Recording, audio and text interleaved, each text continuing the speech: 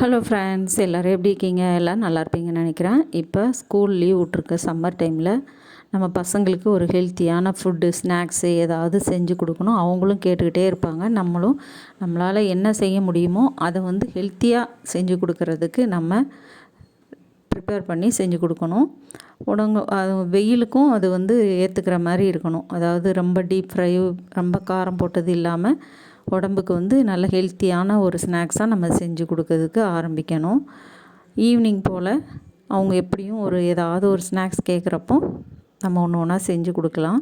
நான் இன்றைக்கி இது ஃபஸ்ட்டாக உங்களுக்கு போடுறேன். அதாவது சத்து மாவில் புட்டு உருண்டை. சத்து மாவு ஆல்ரெடி எப்படி அரைக்கணும், என்னென்ன இதெல்லாம் போடலாம் அப்படிங்கிற ஒரு ஐடியா உங்களுக்கு தெரிஞ்சிருக்கும். நான் ஆல்ரெடி ஒரு வீடியோ போட்டிருக்கேன், பாருங்கள். அந்த சத்து மாவில் எப்படி புட்டு உருண்டை எப்படி செய்யலாங்கிறத நம்ம இதில் பார்க்கலாம்.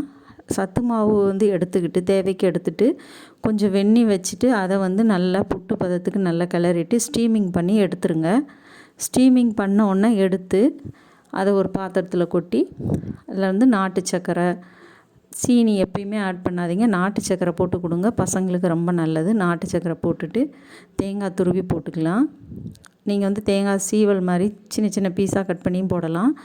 அது கூட பொரிகடலை போடலாம். என்னென்ன ட்ரை நட்ஸ் இருக்கோ அது கூட வறுத்து போடலாம்.